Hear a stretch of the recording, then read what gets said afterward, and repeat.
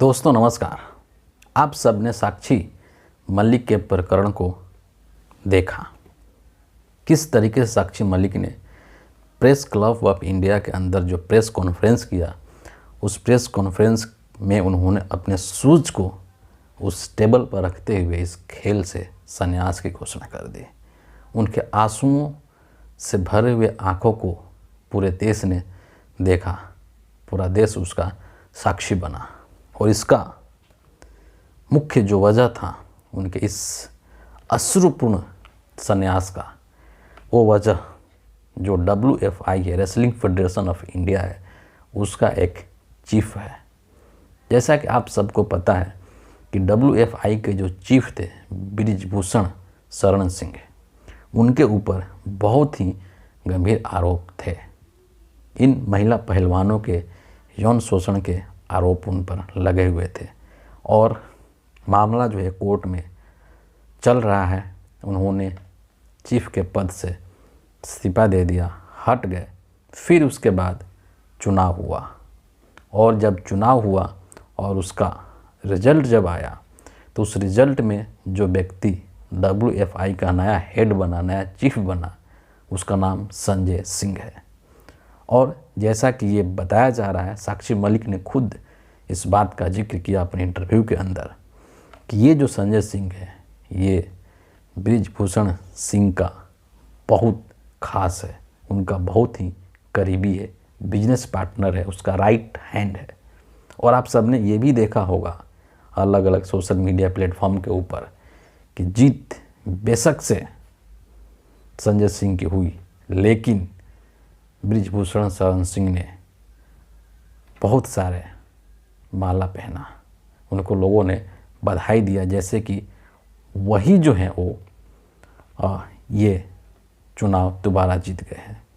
इतना ही नहीं, एक और तस्वीर सोशल मीडिया पर वायरल हो रही है जिसमें कि एक लड़का है जो कि बताया जा रहा है कि वो बृजभूषण सिंह का लड़का है और वो एक तख्ती लिया हुआ है अपने हाथों में, एक पोस्टर लिया हुआ है अपने हाथों में, जिस पर कि लिखा हुआ है कि दबदबा तो रहेगा।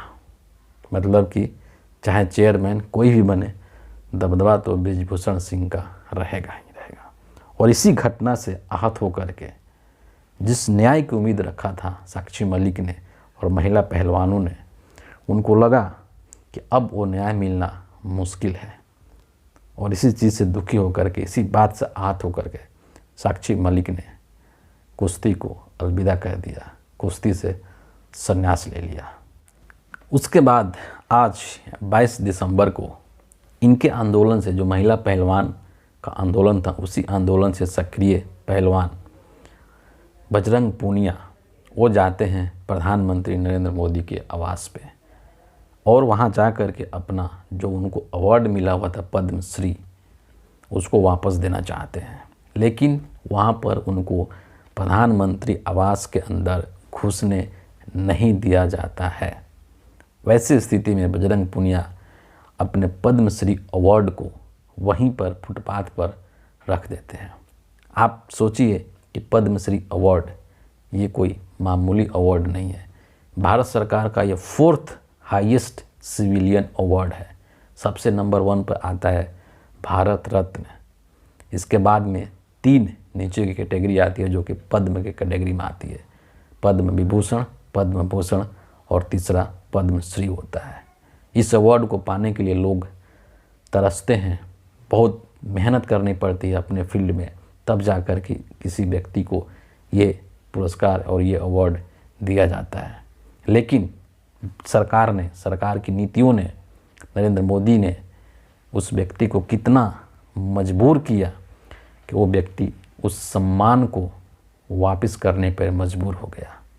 और जब वो सम्मान देने के लिए वहाँ गया तो उसको वो सम्मान फुटपाथ पर रखना पड़ा, उसको प्रधानमंत्री से के आवास के अंदर जाने नहीं दिया गया।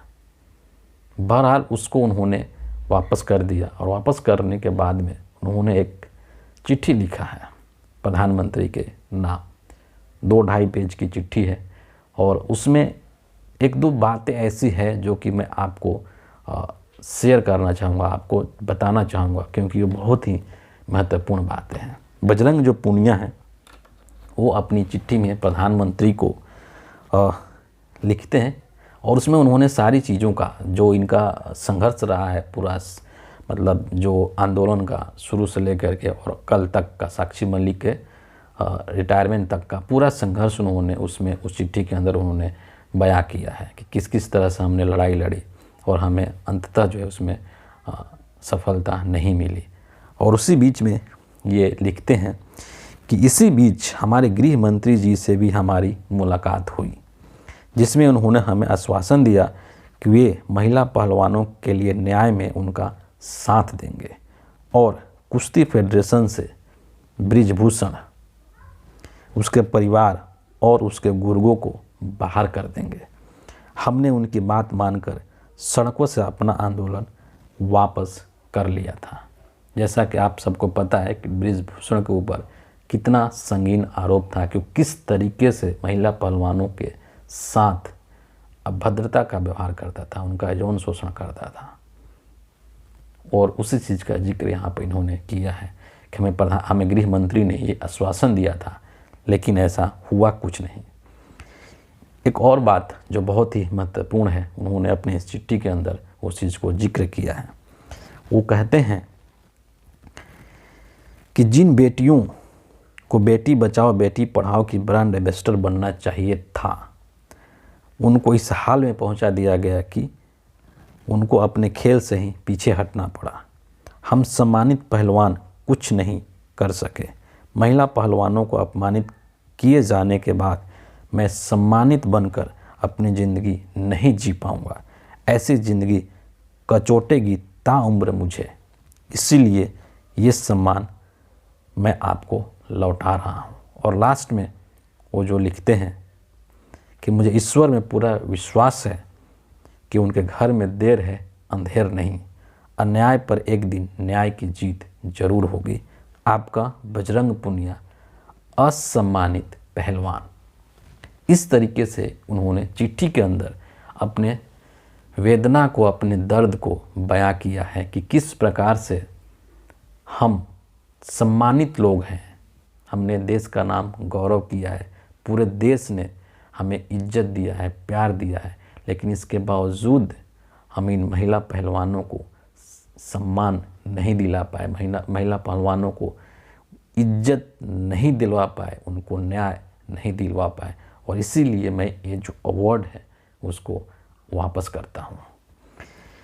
इतना ही नहीं दोस्तों, आप सोचिए, थोड़ा कल्पना कीजिए, हमारा जो देश है, हमारा जो हिंदुस्तान है, इस यहाँ की जो संस्कृति है, यहाँ कहा जाता है कि यहाँ पर महिलाओं के जो एक दर्जा है वो देवियों की तरह है, उनको पूजा की जाती है।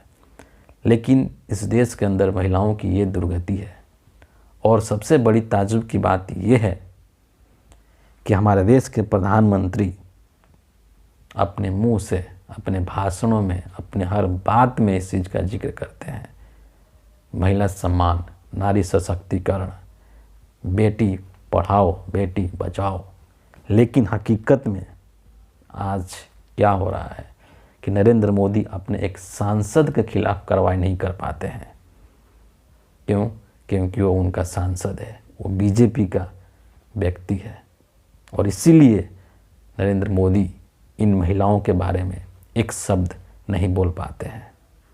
इस देश की राष्ट्रपति महिला है, लेकिन वो एक शब्द नहीं बोल पाती हैं इन लड़कियों के पक्ष में। महिला और बाल विकास मंत्री एक शब्द नहीं बोल पाती हैं।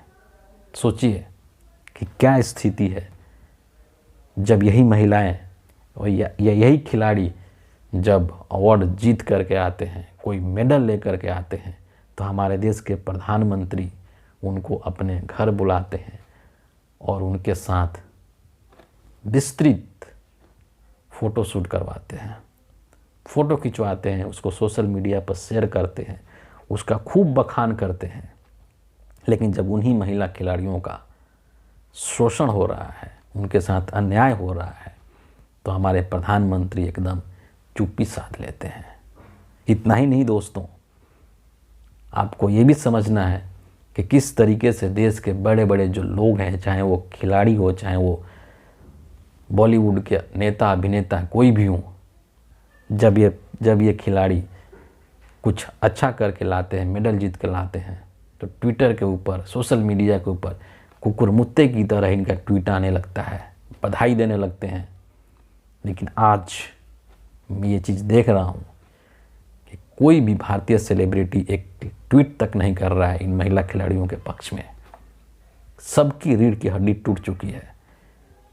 नरेंद्र मोदी का तलवा चाटते चाटते इनके जीभ घिस चुके हैं। इनके जुबान से एक शब्द नहीं निकलता है। ऐसा लगता है कि इनके जुबान को लकवा मार चुका है। किस ओर और किस दिशा में ये देश जा रहा है, ये अकल्पनीय है। और इसको ले जाने वाला कोई और नहीं है, हमारे देश के माननीय प्रधानमंत्री श्री नरेंद्र मोदी है। क्योंकि इन्होंने ऐसा माहौल बना दिया है डर का कि अगर आप इनके खिलाफ़ या इनके नीतियों के खिलाफ़ एक शब्द ही बोलते हैं तो अगले दिन आपको झूठे केसों में फंसा दिया जाएगा। आपके दरवाजे पर ईडी सीबीआई को भेज दिया जाएगा और आपको बेवजह परेशान किया जाएगा। और लोग जो हैं डरे हुए हैं, किसी न किसी वजह को लेकर के लोग डरे हुए हैं। बहुत ही दुख की बात है कि इस हमारे देश के अंदर ये सब चीज़ें हो रही है। और इन सब प्रकरण में यही कहूँगा कि अंततः मोदी का अहंकार जीत गया, मोदी की राजनीति जीत गई और ये जो महिला खिलाड़ी हैं इनका सम्मान हार गया। इनकी जो प्रतिभा है वो प्रतिभा हार गई और उसको हारते हुए देश के लोग देख रहे हैं। मुंह और जुबान होते हुए भी जो नहीं बोल पा रहे हैं वो सब इसको चुपचाप देख रहे हैं, मुख्य दर्शक बन करके। ये उचित नहीं है। फिलहाल इस वीडियो के लिए इतना ही है। आप सबका बहुत बहुत धन्यवाद।